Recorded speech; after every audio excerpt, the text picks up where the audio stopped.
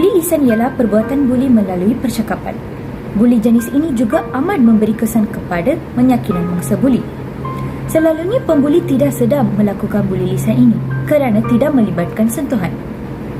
Buli lisan ini sering berlaku di dalam golongan remaja. Contoh-contoh buli lisan yang berlaku dalam golongan remaja. Pertama, panggilan atau gelaran yang mengaibkan. Kedua, menghina. Ketiga, mengejek orang lain seperti rupa badan mereka. Dan keempat, mencarut, memaki dan mengherdik. Contohnya, mengeluarkan kata-kata keras dan kasar. Yang pertama adalah sukar mengawal tutur kata. Ini berpunca daripada kurang didikan agama dan mengamalkan nilai moral. Yang kedua adalah rasa tidak puas hati. Ini berkaitan dengan cemburu dengan kelebihan orang lain. Punca buli yang seterusnya adalah melepaskan kemarahan. Mereka membuli orang lain untuk melepaskan kemarahan mereka kerana dengan bertindak sebegitu mereka akan merasa puas. Punca yang seterusnya adalah mereka tidak menjaga hati orang lain. Sebelum mereka melakukan buli ini, mereka tidak fikir sama sekali akan perasaan dan hati orang lain. Oleh itu, mereka bertindak untuk membuli orang tersebut dengan melalui lisan. Pertama ialah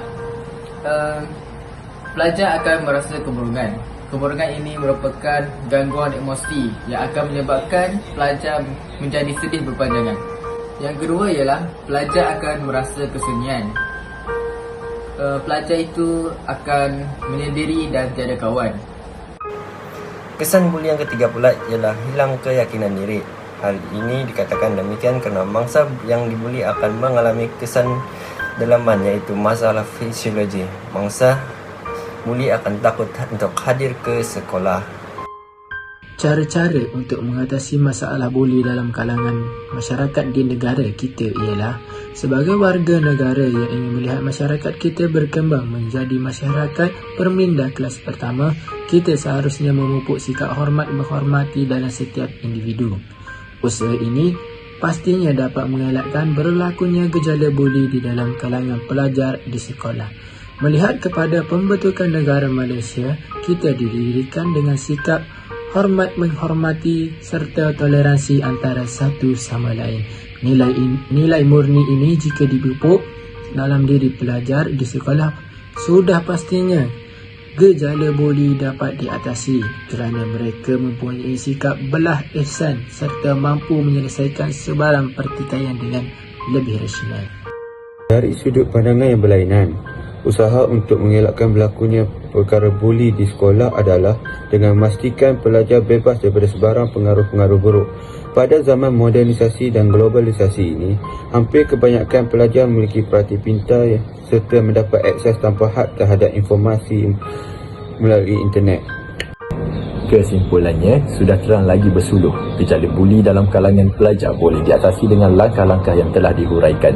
Sekiranya kita ingin berdiri sama tinggi dan duduk sama rendah dengan negara maju yang lain, isu ini hendaklah diselesaikan serta tidak timbul lagi di masa hadapan. Modal insan yang mempunyai jati diri yang kuat serta berketerampilan tinggi perlu dihasilkan dalam diri setiap masyarakat. Pelbagai rintangan dan cabaran yang bakal dihadapi oleh generasi akan datang.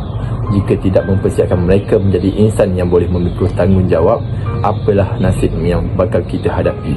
Maka sebaiknya kita menurut peribahasa, hidup di kandung adat, mati di kandung tanah. Nenek dan moyang kita telah buktikan mereka mampu mengecapi kejayaan dengan adab serta budaya mereka. Kita hanya perlu mengadaptasikannya berdasarkan kehidupan masa kini untuk terus melangkah kejayaan.